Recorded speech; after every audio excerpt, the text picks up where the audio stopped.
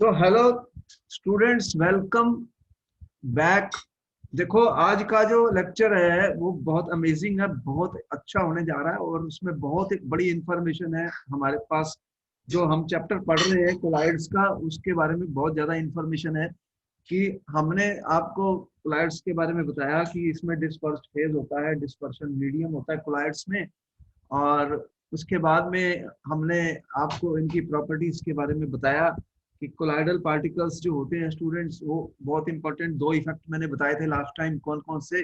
Tyndall effect बताया था और एक ब्राउनियन मोशन बताया था। बोलो, बताया था क्या नहीं बताया था?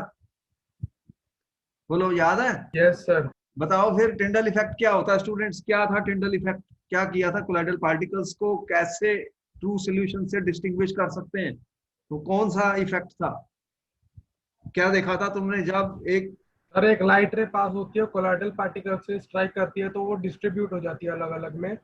और आगे अलग अलग लाइट रेस दिखती है, वो पास होता है सॉल्यूशन के थ्रू। तो स्कैटरिंग ऑफ लाइट के बारे में बताया था हमने कि कोलाइडल पार्टिकल जो होते हैं वो उनका साइज जो वेवलेंथ ऑफ लाइट के बराबर ऑलमोस्ट होता है, वो लाइट को स्कैटर कर देते हैं। और अगर उसको देखें हम माइक्रोस्कोप से, तो हमने माइक्रोस्कोप लगाया था, राइट एंगल्स पे देखा था, तो एक ब्लू टिंडल कोन दिखाई दिया था। तो path of the light beam becomes visible students due to scattering of light. तो इसीलिए हमने कहा कि स्कैटरिंग ऑफ लाइट एक बहुत इंपॉर्टेंट फिनोमिना है, जिसको आपने सिनेमा थिएटर्स में, सिनेमा हॉल्स में ऑब्जर्व किया है। जब सिनेमा हॉल ऊपर से लाइट स्क्रीन पे गिरती है तो वो ऊपर का पाथ देखते हो विजिबल हो जाता है। क्यों? वो जो डस्ट पार्टिकल्स होते हैं और जो छोटे छोटे पार्टिकल्स होते हैं एयर में, वो क्या करते हैं, स्मोक स्मोक के पार्टिकल्स भी होते हैं। वो क्या करते हैं? वो लाइट को स्कैटर कर देते हैं स्टूडेंट, स्कैटर कर देते हैं। तो स्कैटरिंग ऑफ लाइट जब होती है तो वो पाथ विजिबल हो जाता है।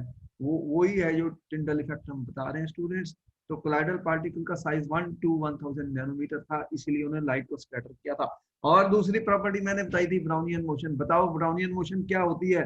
जल्दी बताओ, 1 सेकंड का वक्त है, 1 मिनट का वक्त है तुम्हारे लिए। व्हाट इज ब्राउनियन मूवमेंट और उसका क्या सिग्निफिकेंस है? Exact movement of colloidal solution. Zigzag, बिल्कुल सही आंसर है। और उसका फायदा क्या होता है अगर जिगजैग मोशन नहीं होगी तो क्या होगा फिर? देखो, इंपॉर्टेंट पॉइंट है, ये क्वेश्चन आ चुका। फिर जो भी बात करता हूँ वो क्वेश्चन ही होते हैं स्टूडेंट, ऐसे क्वेश्चन पेपर में आए हुए हैं कि जो कोलाइडल जो ब्राउनियन मूवमेंट होती है स्टूडेंट, उसका मेन क्या इंपॉर्टेंस है? What is the use, what is the importance of Brownian movement student? उससे क्या होता है अगर मूवमेंट होती है? तो देखो, ब्राउनियन मूवमेंट से क्या होता है? स्टेबिलिटी ऑफ द कोलाइड्स क्यों होती है? क्योंकि वो पार्टिकल्स रुकते नहीं है, वो मूव करते रहते हैं। उसे बोलते हैं स्टीयरिंग इफेक्ट। क्या मैंने बताया था कि उसका एक स्टीयरिंग इफेक्ट होता है? वो पार्टिकल्स रुकते नहीं है, वो मूव करते रहते हैं। क्योंकि अनइक्वल बम्बार्डमेंट होती है उन पार्टिकल्स के ऊपर, पार्टिकल्स ऑफ डिस्पर्शन मीडियम की।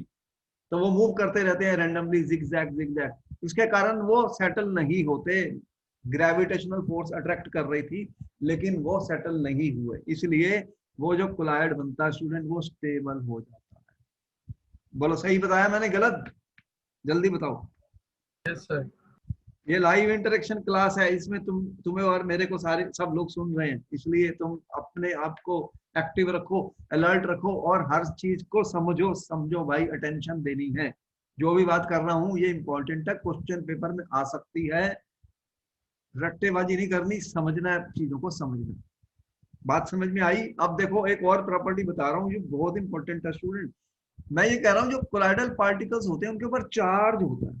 हम क्या कह रहे हैं कि कोलाइडल जो कोलाइडल पार्टिकल्स होते हैं स्टूडेंट्स, कोलाइडल पार्टिकल्स जो हैं इनके ऊपर चार्ज होता है। They carry charge. मतलब कि जो पार्टिकल तुम्हारे बनेंगे स्टूडेंट, या तो दे कैरी ए चार्ज, और वो सेम चार्ज होता है सभी पार्टिकल्स के ऊपर। क्या होता है? सेम चार्ज होता है स्टूडेंट्स। हम ये कह रहे हैं कि जो कोलाइडल कोलाइडल सॉल्यूशन बन गया एक बार आपका, जो कोलाइडल पार्टिकल्स हैं उन सबके ऊपर सेम चार्ज होता है। मतलब या तो वो पॉजिटिवली चार्ज होंगे या नेगेटिवली चार्ज होंगे कोलाइडल पार्टिकल्स। तो ऐसा ऐसा क्यों होता है और ये इसका क्या यूज है, ये सारी बातें आज हम करने जा रहे हैं कि ये चार्ज कहाँ से आया कोलाइडल पार्टिकल्स के ऊपर। तो दो टाइप के कोलाइडल सॉल्यूशंस होते हैं स्टूडेंट्स। एक पॉजिटिवली चार्ज्ड, एक होते हैं पॉजिटिवली चार्ज्ड स्टूडेंट्स।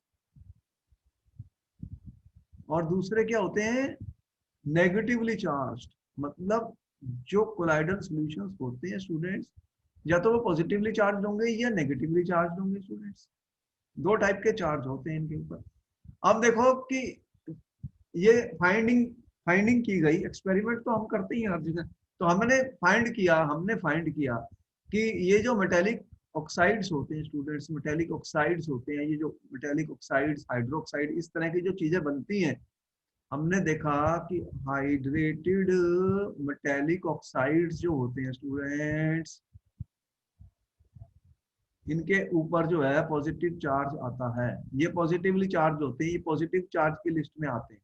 यहाँ पर टेबल में देखो, एक टेबल में हमने दी है आपको, एक टेबल हमने आपको प्रोवाइड की है स्टूडेंट्स, जिसमें हमने बताया कि ये वाले जो सॉल है, देखो हाइड्रेटेड मेटेलिक ऑक्साइड्स, ये एल्यूमिना, ये क्रोमियम ऑक्साइड है, ये आयरन का ऑक्साइड है, देखो इनके ऊपर पॉजिटिवली चार्ज होता है। जब इनके सॉल्ट्स बनते हैं तो वो पॉजिटिवली चार्ज होते हैं स्टूडेंट्स।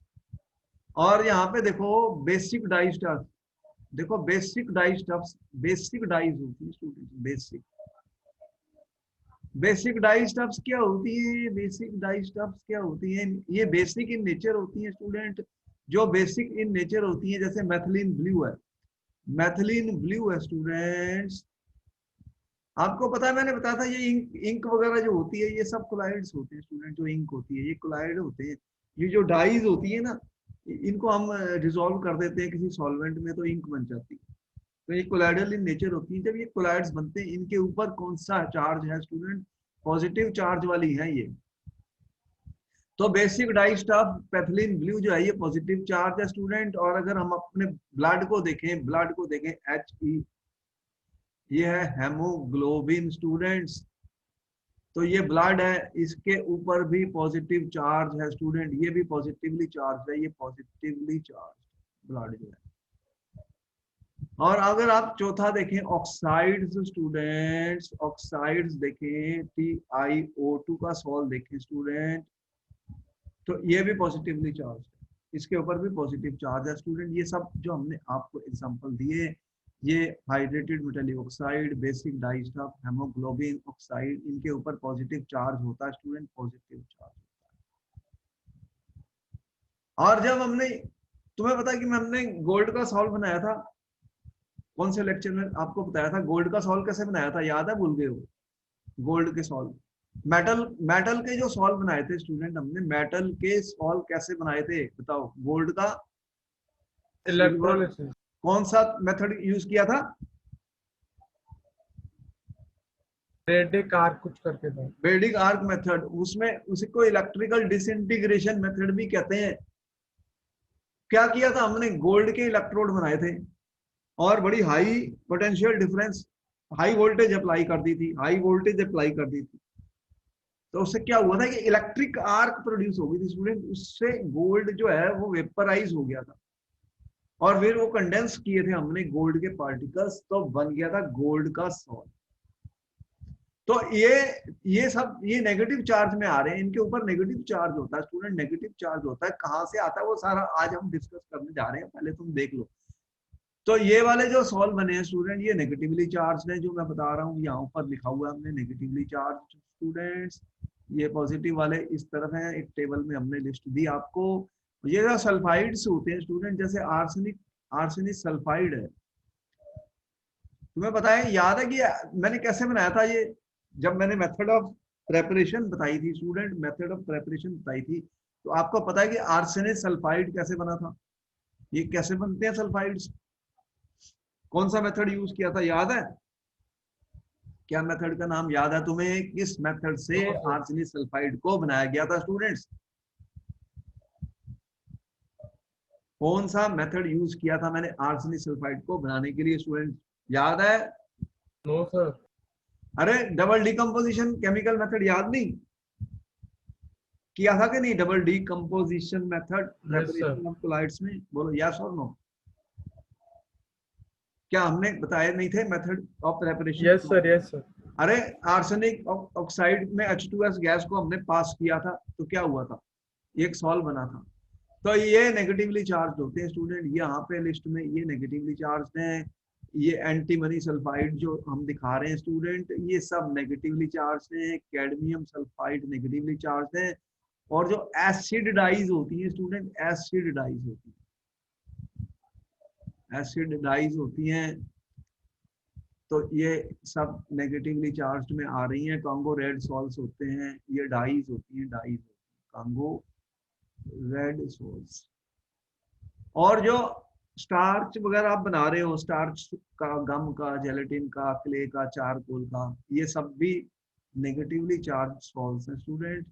ये जो स्टार्च है, तो बताओ स्टार्च वाले, जो स्टार्च का जो सॉल्यूशन बनाया था वो लायोफोबिक था या लायोफिलिक था? लायोफिलिक। बिल्कुल करेक्ट आंसर, सही आंसर दिया। तो अभी तुम्हें याद है, चीजें भूले नहीं हो। इसको नोट कर लिया तो मैं आगे चलूंगा।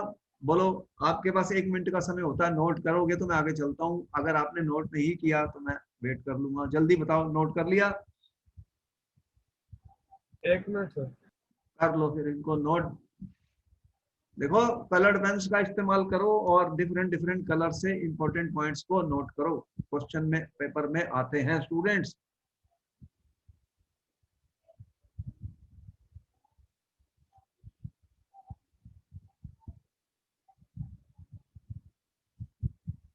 हो गया sir. Okay,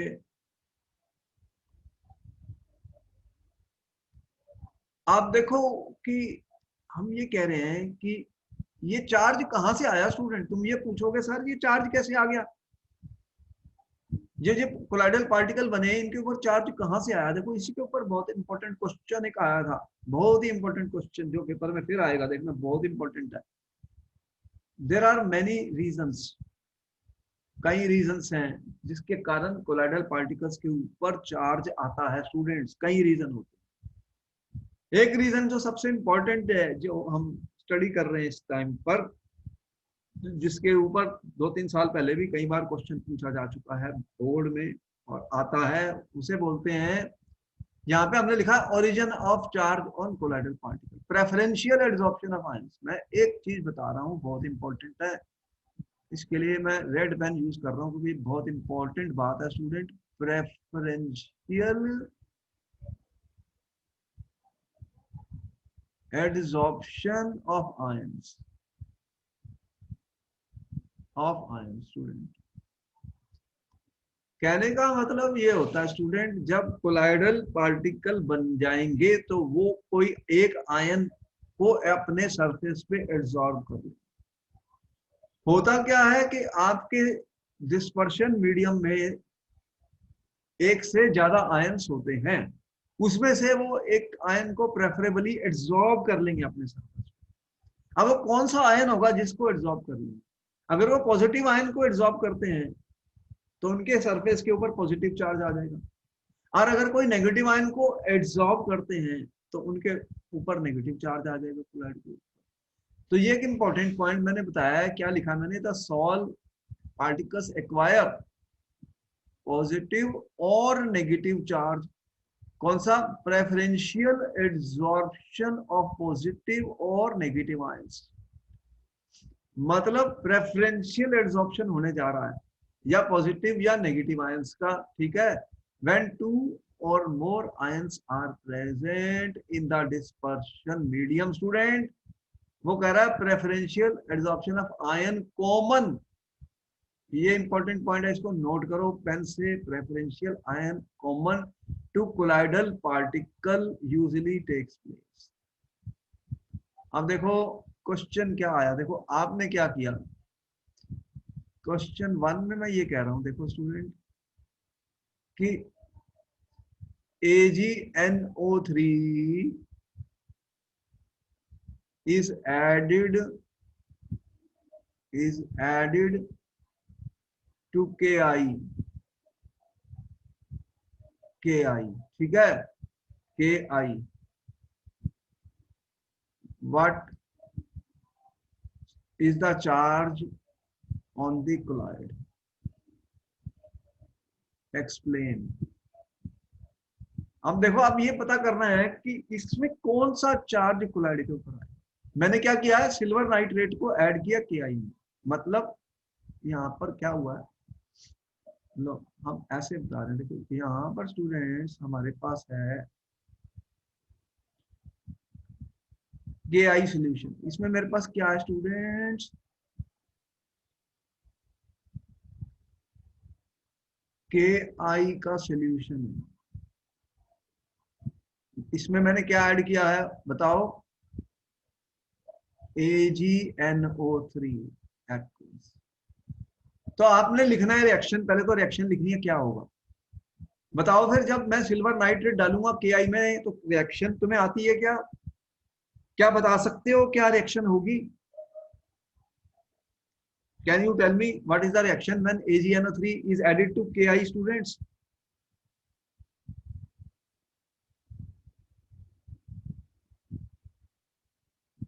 Can you tell me students, when silver nitrate is added to potassium iodide, what is the sir reaction? Potassium nitrate बन जाएगा। तो प्रेसिपिटेट किस चीज की बनेगी? सर ये सिल्वर रिएक्शन, आयोडाइड। हाँ तो सिल्वर आयोडाइड बनेगा। ये रिएक्शन हमने, हमें पता है केमिस्ट्री लैब में, अगर सिल्वर नाइट्रेट में अगर मैं KCl होता, अगर Cl होता तो AgCl व्हाइट प्रेसिपिटेट बनती। ये कौन सा कलर होता है इसका, येलो कलर की प्रेसिपिटेट होती है। तो क्या हुआ रिएक्शन में के आई, ये रिएक्ट कर गया स्टूडेंट, तो रिएक्शन तुम्हें पता है क्या बना, AgI प्लस, ये प्लस है ये माइनस है, ये प्लस है ये माइनस है, तो के साथ चले जाएगा NO3। ठीक है, यही हुआ रिएक्शन में। मैंने ठीक लिखी गलत लिखी बोलो? यस सर यही है। अब सिल्वर आयोडाइड बन गया, और सोल्यूशन में कौन से आयंस हैं, पोटेशियम और आयोडाइड आयन। अब ये अपने सरफेस के ऊपर या तो ये एब्जॉर्ब करेगा या ये वाला आयन, बताओ कि दो आयंस हैं, मतलब हमारे पास AgI है स्टूडेंट्स, ये अपने सरफेस पे आयंस को एब्जॉर्ब करेगा। कौन से आयन है तुम्हारे पास सोल्यूशन में, पोटेशियम आयन और I माइनस। हमने ये कहा कि प्रेफरेंशियल एब्जॉर्प्शन उस आयन का होगा जो इसमें कॉमन है। बताओ इसमें कौन सा कॉमन है, इसमें और इसमें, इसमें कौन सा ऐसा आयन है जो इसमें भी है, कॉमन आयन कौन सा सर है, आयोडाइड वाला। आई वाला। तो ये वाला आयन कॉमन है। अब क्या करेगा फिर ये, तो इसके सरफेस पे ये आयन एब्जॉर्ब हो जाएंगे, इसके I माइनस के, I minus, I minus, I minus के एब्जॉर्ब हो गए। ऐसे कितने, बहुत सारे पार्टिकल्स होंगे, एक थोड़ी होगा। सॉल्यूशन में बहुत सारे आयन पार्टिकल्स हैं, ठीक है। तो ये सारे, अब ये कोलाइडल सॉल्यूशन बन जाएगा स्टूडेंट। तो बताओ इसके ऊपर कौन सा चार्ज आएगा, कौन सा चार्ज आएगा फिर कोलाइड्स के ऊपर, जल्दी बताओ। आई नेगेटिव। है, नेगेटिव आ गया, नेगेटिव। नेगेटिव चार्ज आ गया। तो ये जो सॉल्व बनेगा स्टूडेंट वो नेगेटिवली चार्ज बनेगा। इसको नोट कर लिया, इंपॉर्टेंट है ये, इंपॉर्टेंट क्वेश्चन है पेपर के लिए। अब क्वेश्चन 2 में क्या किया मैंने, पहले इसको नोट कर लिया, बोलो नोट हो गया तो आगे एक चलो, मिनट सर। कर लो इसको नोट। बहुत इंपॉर्टेंट क्वेश्चन है, बहुत इंपॉर्टेंट क्वेश्चन है स्टूडेंट, बहुत इंपॉर्टेंट क्वेश्चन है।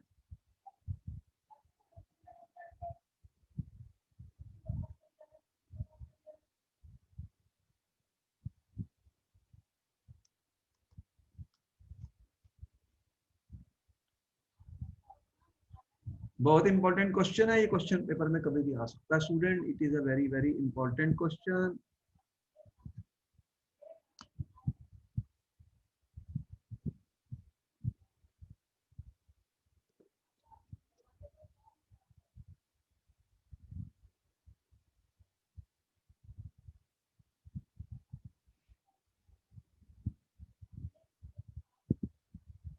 Once you have noted, I will proceed further students।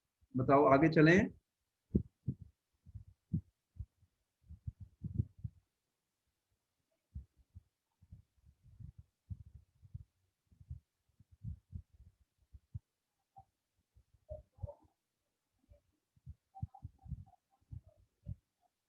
Should I proceed further students?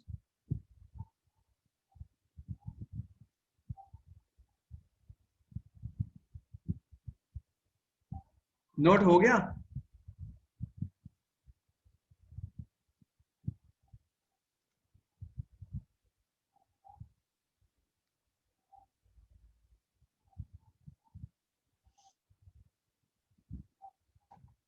Have you noted down, students? Can I proceed further?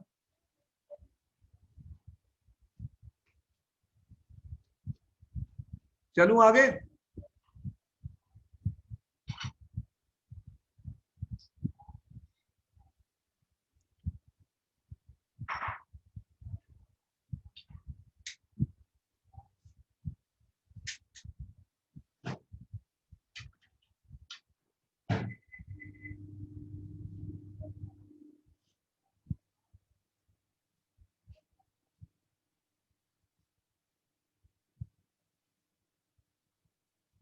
अब second में क्या question था? देखो यहाँ पर हमने सिल्वर नाइट्रेट को के में ऐड किया तो you are getting a negatively charge colloid. Second question में हमने ये कहा कि when potassium iodide is added, aqueous लिख रहा हूं मतलब solution, when potassium iodide is added to AgNO3 solution, to AgNO3 solution, students, positively charged sol is formed. Explain, इसको एक्सप्लेन करना। अब क्वेश्चन नंबर 2 आ गया, ये दोनों इंपॉर्टेंट है, देखो ये पेपर में आ चुके हैं स्टूडेंट, अब इसको एक्सप्लेन करना।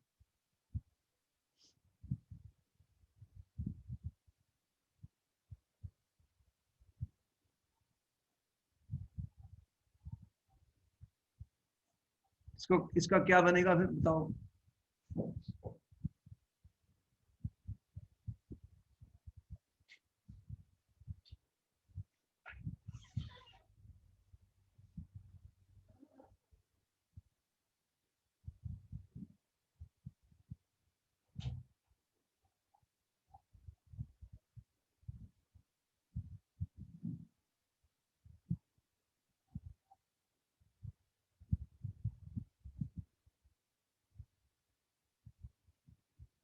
देखो फर्स्ट पार्ट में तो हमें पता लग गया कि ये कौन सा आ रहा है। आप सेकंड पार्ट में फिर हमें ये पता करना है, सेकंड पार्ट में हम ये कह रहे हैं कि हमने क्या किया सेकंड पार्ट में स्टूडेंट्स कि हाँ अरे AGI के बाद मुझे पता नहीं क्या हुआ था, लाइट चली गई थी मेरे यहाँ पे। ये तो पता लग गया ये नेगेटिवली चार्ज सॉल्व हुआ है। यस सर, ये पता लग गया। सेकंड पार्ट में मैं आ गया, मैंने कहा कि सेकंड में मैंने क्वेश्चन लिखा पेपर में, question number 2, when KI is added to silver nitrate, when KI is added to silver nitrate positive charge sol is formed, explain why। यहां पर मैंने सिल्वर नाइट्रेट को ऐड किया था KI में स्टूडेंट, इसमें मैंने KI को ऐड किया है AgNO3। यहाँ पर क्या क्या हुआ है कि यहाँ पर मैंने क्या लिया है, देखो मैंने लिया है सिल्वर नाइट्रेट, यहाँ पे सिल्वर नाइट्रेट है और ऊपर से मैं क्या डाल रहा हूं KI। अब जो कोलाइडल बना है स्टूडेंट वो नेगेटिवली, अब वो पॉजिटिवली चार्ज कोलाइड बना है, इसको एक्सप्लेन करना है आपने, बताना है ऐसा क्यों हुआ। यहां पर देख रहे हो AgNO3 को ऐड किया था KI में, यहाँ पे कह रहा हूं KI को AgNO3 में ऐड किया, तो उससे क्या हुआ सर? बात एक ही नहीं होगी। अब बात एक नहीं है ना, जो चार्ज जो एब्जॉर्ब हो रहा है वो चेंज हो गया। अगर माइनस चार्ज एब्जॉर्ब होगा तो नेगेटिव होगा, अगर पॉजिटिव चार्ज एब्जॉर्ब होगा तो पॉजिटिव होगा, तो रिएक्शन तो सेम है, रिएक्शन तो सेम है, लेकिन एब्जॉर्प्शन किस आयन की हुई है यही तो बताना था पेपर में। रिएक्शन तो वही है कि KI रिएक्ट्स विद AgNO3, ठीक है, रिएक्शन सेम है, तो क्या बना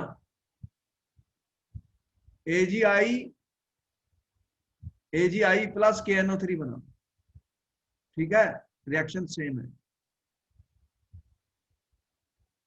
लेकिन अब ये जो AgI बना है स्टूडेंट्स, अब बताओ सोल्यूशन में कौन से आयंस हैं, इस सोल्यूशन में कौन से आयंस हैं स्टूडेंट्स, इस सोल्यूशन में कौन से आयंस हैं? दो आयंस हैं, एक आयन और एक नाइट्रेट आयन, और AgI बन गया। अब बताओ ये कौन से आयन एब्जॉर्ब करेगा, ये अपने सरफेस पे कौन सा आयन एब्जॉर्ब करेगा दोनों में से? सर इस बार सर Ag और NO3 के आयंस क्यों बने हैं? वह सिल्वर नाइट्रेट में डाला है मैंने के आई, यहाँ पे सिल्वर नाइट्रेट था उसके अंदर के आई डाला है ड्रॉप वाइज। तो फिर ज्यादा कौन है इसमें? सोल्यूशन में क्या था? उसमें के आई था सोल्यूशन में, और यहाँ पे सोल्यूशन में क्या है? ऊपर से देख क्या आप डाल रहा हूं मैं के आई, तो फिर क्या कौन से आयन है? एक्सेस आयंस कौन से हैं स्टूडेंट? मीडियम कौन सा है AgNO3 का? समझ में आई? बात समझ में आई कि नहीं आई? जल्दी बोलो। नहीं सर, है? नहीं आई सर। अरे यहां पर पोटेशियम आयोडाइड का सोल्यूशन मैंने लिया था, उसमें सिल्वर नाइट्रेट डाला था, तो इस मीडियम में कौन से आयन है? पोटेशियम और आयोडाइड आयन। यहाँ पे सिल्वर नाइट्रेट का सोल्यूशन लिया है, देखने गए दोनों में क्या डिफरेंस है? इसके अंदर AgNO3 है, उसमें के आई डाला है ड्रॉप वाइज ऊपर से। तो फिर कौन से आयन से थे इसके अंदर? ये ऊपर से हम ड्रॉप वाइज डालते हैं स्टूडेंट्स, के आई AgNO3 में। तो मीडियम कौन सा मेरा? डिस्पर्शन मीडियम कौन सा है यहाँ पर? AgNO3। इसमें डिस्पर्शन मीडियम क्या था? के आई। समझ में आई? Yes sir. तो इसलिए अब इन दोनों में से कौन सा आयन ये एब्जॉर्ब करेगा अपने सरफेस के ऊपर? Ag positive. कॉमन वाला कौन सा? सिल्वर। तो ये सिल्वर वाला ले लेगा अपने सरफेस। तो अगर सिल्वर आयन एब्जॉर्ब हो जाएंगे स्टूडेंट्स, हम ये कह रहे हैं कि अब देखो, अब ये सिल्वर आयन को एब्जॉर्ब कर गया अपने सरफेस के ऊपर, तो अब क्या कौन सा चार्ज आएगा फिर? अब ये कौन से चार्ज है? ये वाले आयन एब्जॉर्ब हो जाएंगे, तो चार्ज क्या बनेगा? पॉजिटिव या नेगेटिव? जल्दी बोलो। पॉजिटिव। पॉजिटिव। तो इसलिए ये पॉजिटिवली चार्ज सॉल्व होता है, इसको भी नोट कर लो, ये नोट कर लो, इंपॉर्टेंट है, ये क्वेश्चन आ चुके हैं पेपर में, इंपॉर्टेंट क्वेश्चन है, इसको नोट कर लो अच्छी तरह से, फिर मैं आगे चलूंगा। इसको नोट कर लो तभी आगे चलूंगा। ये वाला बताइए थ्योरी मैंने इसका नोट कर लिया तुमने। ये preferential absorption of common ion जो होता है वो होता है स्टूडेंट, जो आयन कॉमन था ना दोनों में वो एब्जॉर्ब हुआ, इसी को प्रेफरेंशियल एब्जॉर्प्शन कहते हैं। तो कॉमन आयन एब्जॉर्ब हो गया। कौन सा आयन? कॉमन आयन एब्जॉर्ब हो गया स्टूडेंट, इसको नोट कर लो, फिर आगे चलता हूं।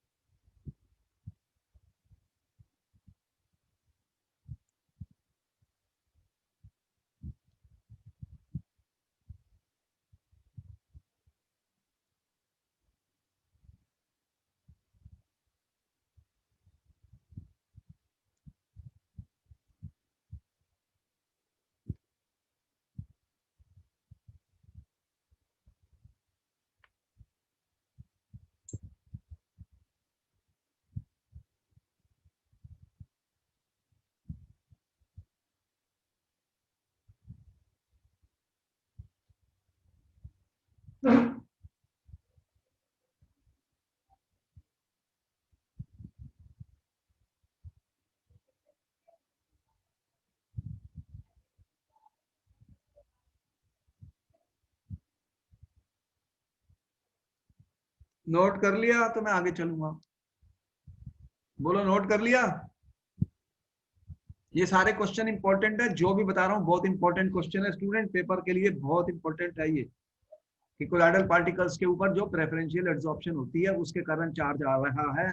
तो सेम देखो, सिल्वर आयोडाइड दोनों केस में बना है, एक बार तो वो नेगेटिवली चार्ज हो गया और एक बार पॉजिटिवली चार्ज हो गया। तो डिपेंड करता है कौन से आयन थे सोल्यूशन डिस्पर्शन मीडियम में, कौन से आयन थे जो कॉमन थे, तो वो वाले पार्टिकल उसने एब्जॉर्ब कर लिए और कोलाइडल सॉल्व बन गया। तो origin of colloidal charge, origin of charge की हम बात कर रहे हैं कोलाइडल पार्टिकल्स के ऊपर। तो प्रेफरेंशियल एब्जॉर्प्शन के कारण उनके ऊपर पॉजिटिव या नेगेटिव चार्ज आ सकता है, यही हमने शो किया। आगे चलूं? नोट कर लिया? ये एक इंपॉर्टेंट क्वेश्चन था, 2-3 साल पहले भी आया था पेपर में। बोलो इसको मिटा दूं? एक और क्वेश्चन इंपॉर्टेंट है जिसको मैं डिस्कस करने जा रहा हूं।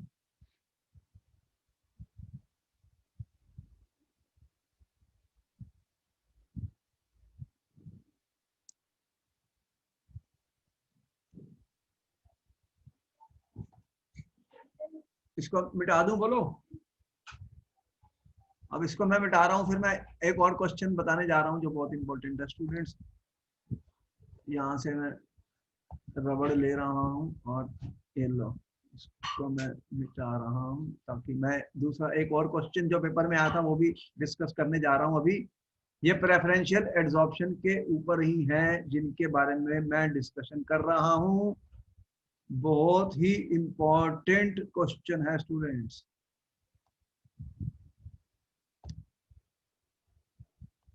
तो ये मैं मिटा रहा हूँ, एक और क्वेश्चन है जो उसको डिस्कस करने जा रहा हूँ।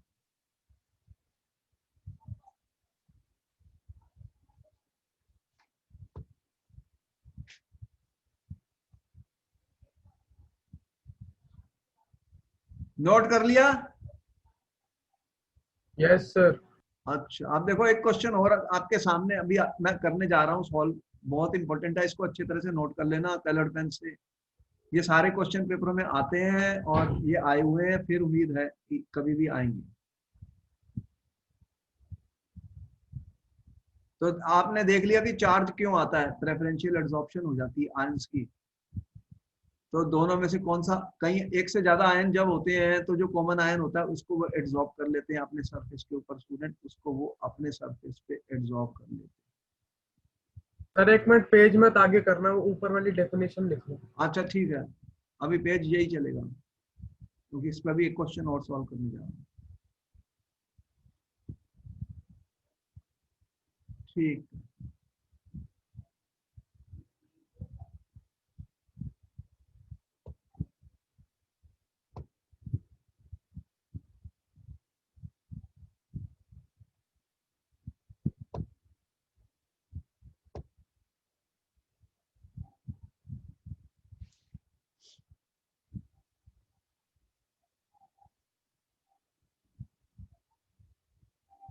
अब एक क्वेश्चन और लिख रहा हूँ जो पेपर में आया था, बहुत इंपॉर्टेंट क्वेश्चन है, ये भी इसी के ऊपर ही है students.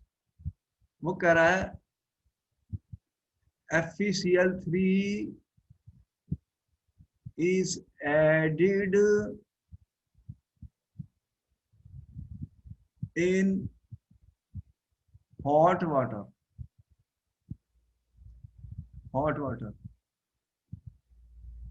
Positively charged salt is formed. ये क्वेश्चन आ चुका पेपर में।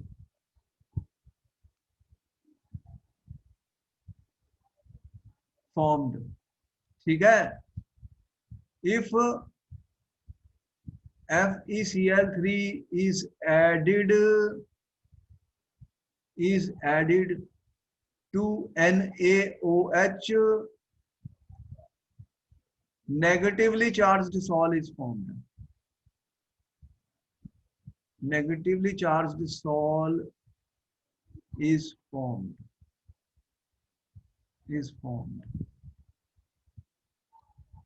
Explain.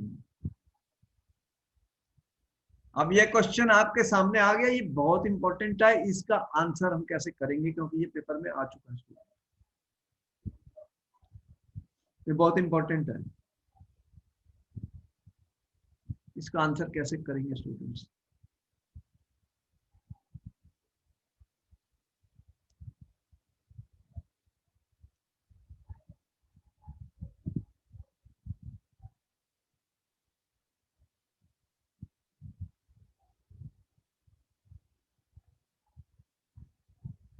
सर हाँ जी सर, FeCl3 और NaOH का करेंगे तो FeOH बनेगा।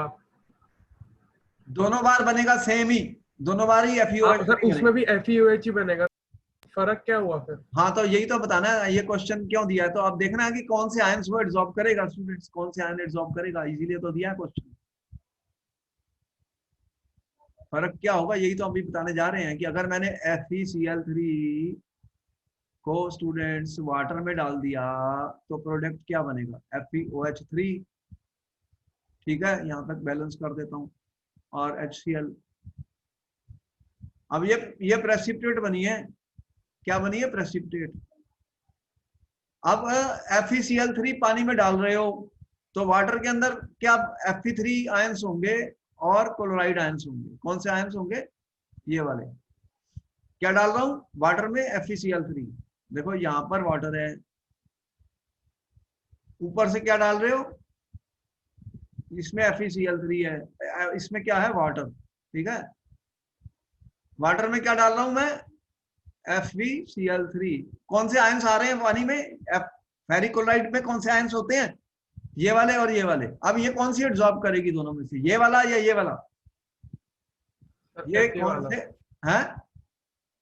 Fe3+, रेफरेंस कॉमन आयन कौन सा है, कॉमन आयन ही तो बोला ना तुम्हें, कॉमन वाला। Fe3+। तो अगर Fe3+ एब्जॉर्ब हो गया स्टूडेंट्स, इसके सरफेस पे क्या कह रहे हो तुम, लो यहाँ पे देख लेते हैं कौन सा आयन एब्जॉर्ब हुआ है, Fe3+। Fe3+, तो इस चारों तरफ Fe3 आयंस आ गए, तो सॉल्व का क्या आएगा, पॉजिटिव।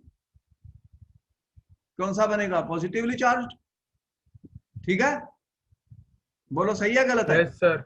अब दूसरे केस में क्या हुआ है कि स्टूडेंट्स वाटर नहीं है, NaOH है। इसमें क्या है, NaOH में क्या होता है, सोडियम एंड हाइड्रोक्साइड आयन। ऊपर से क्या डाला, FeCl3।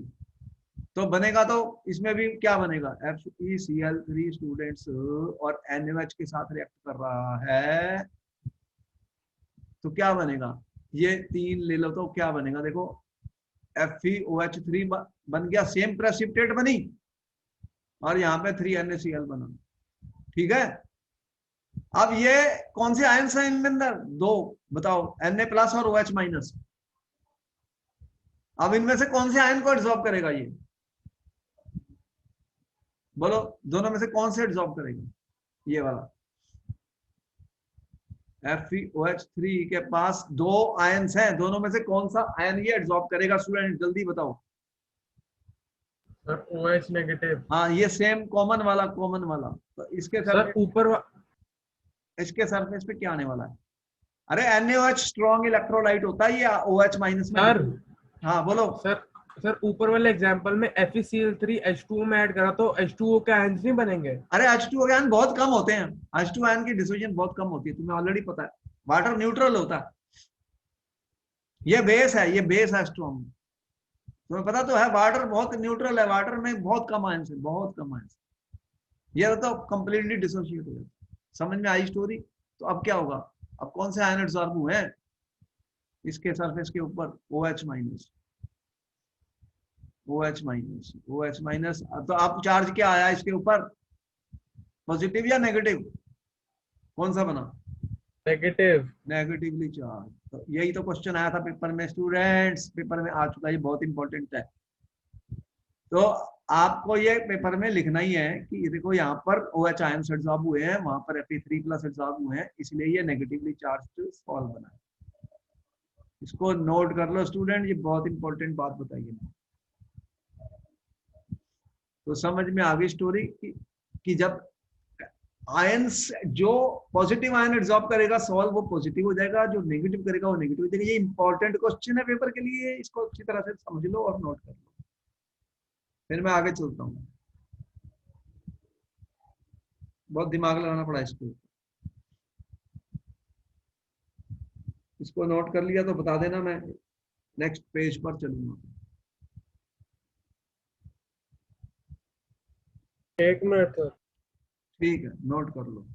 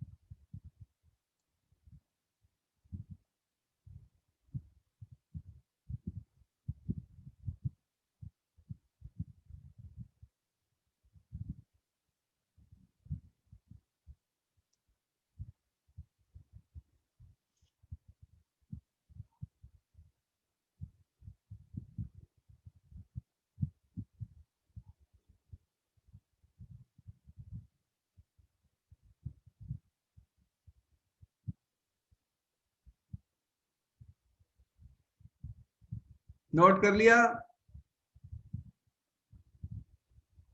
तो मैं आगे चलता हूँ। Yes sir. ओके, ये इंपॉर्टेंट है, इसको आप अच्छी तरह समझ लो और याद कर लो, बहुत इंपॉर्टेंट है। अब देखो कि और क्या, और कौन से काजेज हैं, कौन से रीजंस हैं जिसके कारण जो कोलाइडल पार्टिकल्स होते हैं स्टूडेंट वो चार्ज एक्वायर कर सकते हैं। अब यहाँ पे सेकंड मैंने रीजन बताया, due to dissociation of adsorb molecular electrolyte. देखो जब कोलाइड्स बनते हैं स्टूडेंट्स, जब हमने कोलाइड्स बनाए थे तो मैंने बताया था कि केमिकल मेथड से मैंने जब जब हमने AS2S3 बनाया था स्टूडेंट, इसका जो सॉल्व बनाया था उसकी इक्वेशन तुम्हें याद है अभी भी कि हमने क्या किया था?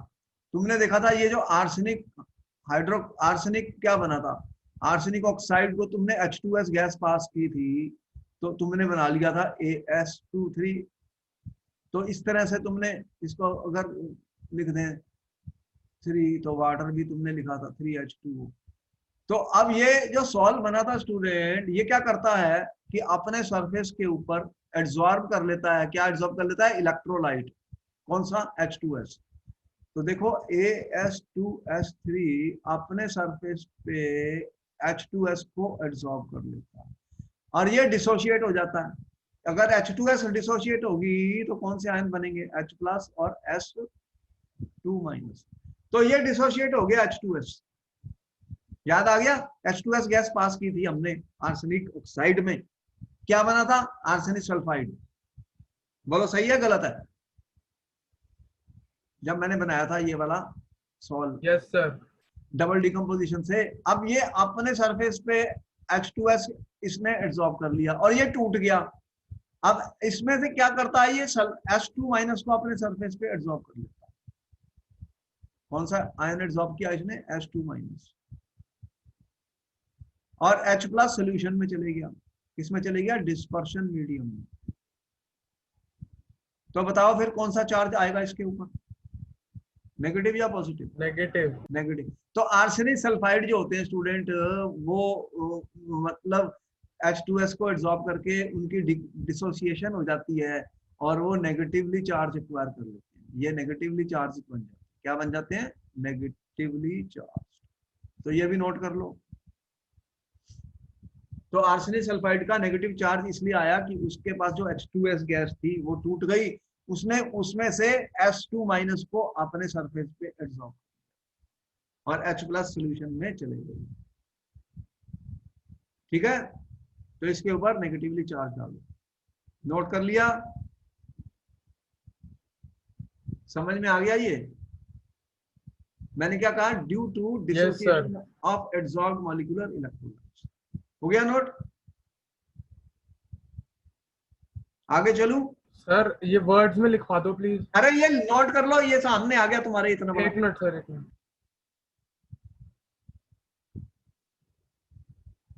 Colloidal particles have strong tendency to absorb reactant or product molecules.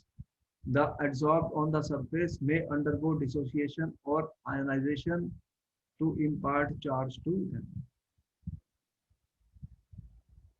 तो वो उनके ऊपर एक चार्ज आ जाएगा, इसको नोट कर लो स्टूडेंट्स। तो जितने ये जो सल्फाइड्स हमने बनाई हैं उनके ऊपर हमने बताया था कि नेगेटिवली चार्ज आ जाता है क्योंकि वो H2- को, सल्फाइड आयंस को अपने सरफेस पे एब्जॉर्ब कर लेती है स्टूडेंट्स, एब्जॉर्ब कर लेती है।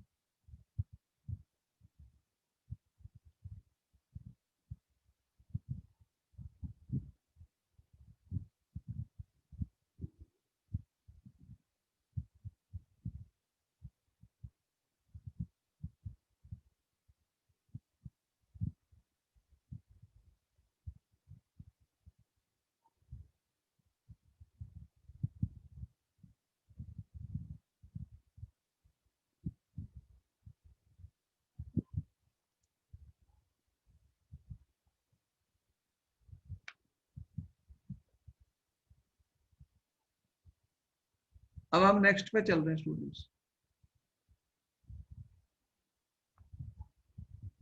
नेक्स्ट पर आ गए। ठीक है, लास्ट जो थर्ड पॉइंट में डिस्कस करने जा रहा हूं स्टूडेंट, वो है due to dissociation of molecules forming colloidal aggregates. अब बताओ इसका कोई एग्जांपल है तुम्हारे पास जो मैंने लिखा है? सर ऊपर वाले हाँ, एग्जांपल में सर डिसोसिएट क्यों होता है वो? डिसोशिएट होता है आयंस डबल डिकम्पोजिशन में। क्या हुआ था, आयंस इसके अंदर H2S में डिसोशिएट होता है तो आयंस बन जाते हैं H2 माइनस। तो उसमें से एक सोल्यूशन में चले जाएगा और एक इसके सरफेस पे आ जाएगा। जो इसमें क्या होता है, हर एक में ये प्लस माइनस फॉर्म में होते हैं ऑलरेडी। अरे ये इलेक्ट्रोलाइट्स क्या होते हैं, ये ऐसे ही होते, इसमें आयंस होते नहीं हैं सर, कोई। H2S जब उसके सरफेस पे एब्जॉर्ब हो गया तो फिर डिसोसिएट क्यों हो गया? क्योंकि ये H प्लस जो है वो H2 ऐसे एक तरीके से इलेक्ट्रोलाइट है। इलेक्ट्रोलाइट का मतलब क्या होता है कि ये सोल्यूशन के अंदर आयंस बन जाते हैं। सोल्यूशन में क्या होते हैं, आयंस बन जाते हैं स्टूडेंट्स। आयंस हर बार ही आयंस होते हैं, तो दोनों में से एक एब्जॉर्ब हो जाते हैं। अगर आयंस नहीं होते तो रिएक्शन कैसे होती, फिर बताओ, रिएक्शन भी तो हुई ना तुम्हारी ये। अरे ये रिएक्शन हुई है, समझे? तब भी तो रिएक्शन हुई है कि H2S 2H प्लस और H2 माइनस में डिसोशिएट हो जाता है, आयंस बनते हैं। इसे डबल डिकम्पोजिशन रिएक्शन बताया था हमने। इलेक्ट्रोलाइट्स के अंदर आयंस होते ही है हमेशा, समझे, कोई भी लोगे। अब नेक्स्ट देख रहे हैं, थर्ड वाला। उसमें मैं ये कह रहा हूं कि ऐसे भी केसेस हमने देखे थे जिसके अंदर क्या हुआ था कि जो मॉलिक्यूल्स हमारे थे वो डिसोशिएट हो जाते हैं मॉलिक्यूल्स। कैसे? Due to decision of molecules forming colloidal aggregates. देखो तुमने एसोसिएटेड कोलाइड्स कैसे बने थे, एसोसिएटेड कोलाइड्स जो सोप्स होते हैं स्टूडेंट, सोप्स के बारे में पढ़ा था। सोप्स क्या होते हैं? ये आर की चेन बहुत लॉन्ग होती है सोप्स में, याद है कि नहीं? Yes sir. ये हाइड्रोफोबिक होती है। क्या होती है? हाइड्रोफोबिक। और ये क्या होती है? हाइड्रोफिलिक। तो आपको हमने बताया था कि एक ऐसी कंसंट्रेशन होती है, उसे क्या बोलते हैं, क्रिटिकल मीजल कंसंट्रेशन। उस कंसंट्रेशन पर ये क्या करते हैं, बहुत सारे मॉलिक्यूल्स इकट्ठे हो जाते हैं 100 से ज्यादा, तो वो क्या बनाते हैं, मीजल्स। याद आया मीजल्स का? बोलो। सर क्या क्या सोप्स में मीजल्स बने थे कि नहीं बने थे? मैंने थे सर। तो बहुत सारे मॉलिक्यूल्स इकट्ठे हो जाते हैं। अब जब ये टूट जाएंगे, ये वाला नेगेटिव चार्ज आ जाएगा इनके ऊपर। देख रहे हो बहुत सारे कोलाइडल जब टूट गए थे स्टूडेंट्स, तो उनके ऊपर क्या चार्ज था, नेगेटिव। तो नेगेटिव चार्ज आ गया था, तो हमने ऐसे ऐसे दिखाए थे तुम्हें। ये ये वाले, ये इनके ऊपर नेगेटिव चार्ज है स्टूडेंट्स, ये नेगेटिव चार्ज है। और ये जो डस्ट, जो डर्ट थी, ऑयल ड्रॉप, ये पोलर ग्रुप है, ये नॉन पोलर ग्रुप है स्टूडेंट। इस तरह से ये बहुत सारे इकट्ठे हो गए थे आपस में, कितने 100 से ज्यादा, 100 से ज्यादा। तो ये मीजल्स बन गए थे, मीजल्स बन गए थे। क्या बनाए थे? मीजल्स, ऐसे। तो बहुत सारे ये इकट्ठे हो गए थे स्टूडेंट्स ऐसे। तो इनके ऊपर कौन सा चार्ज आ गया फिर, मीजल्स के ऊपर। जब ये मीजल्स बन जाते हैं स्टूडेंट, तो इनका साइज कोलाइडल पार्टिकल्स के बराबर हो जाता है। तो ये जो सोल्यूशन होते हैं ये कोलाइडल फॉर्म में आ जाते हैं। तो ये कोलाइड्स बन जाते हैं। कैसे बनते हैं कोलाइडल, कैसे बनते हैं, एग्रीगेट्स जब बन जाते हैं तो ये कोलाइडल फॉर्म में आ जाते हैं स्टूडेंट, कोलाइडल एग्रीगेट्स कहते हैं। तो कोलाइडल एग्रीगेट्स के ऊपर भी चार्ज आता है क्योंकि ये मॉलिक्यूल्स जो थे मीजल्स फॉर्म कर गए, समझे? तो जब ये सोप के मॉलिक्यूल्स आप देख रहे हैं, सोप या कि जो भी डिटर्जेंट्स थे वो भी ऐसे ही होते हैं, उनमें सल्फोनिक ग्रुप होता है, SO4 होता है। तो जब ये मीजल्स फॉर्म करेंगे तो उनके ऊपर चार्ज आ जाएगा। उसे क्या मैंने बोला, third point, due to dissociation of molecules forming colloidal aggregates. तो जो मॉलिक्यूल मीजल्स फॉर्म कर रहे हैं स्टूडेंट्स, आपस में एग्रीगेट इकट्ठे होके उनके अंदर डिसोसिएशन के कारण एक चार्ज आ जाता है। उसी के कारण इनके पास नेगेटिव चार्ज है यहाँ पर, जो सोप के मॉलिक्यूल्स थे जब उन्होंने मीजल्स बना लिए। तो वो मीजल्स जब बन गए तो 100 से ज्यादा मॉलिक्यूल्स इकट्ठे हो जाते हैं और उसी को ही कोलाइडल, वो एक कोलाइडल सॉल्यूशन बन जाता है। इसी के कारण क्लींजिंग एक्शन होती है सोप्स की। बोलो सही है या गलत है? Yes sir. Cleansing action of soap is due to formation of micelles. और इन कौन से चार्ज है यहाँ पर? Due to formation of micelles. Student कौन सा चार्ज दिख रहा है इनके ऊपर? They are negatively charge. तो ये नेगेटिवली चार्ज्ड सॉल्ट्स हैं स्टूडेंट। कौन से हैं? Negatively charge. तो इसको भी नोट कर लो।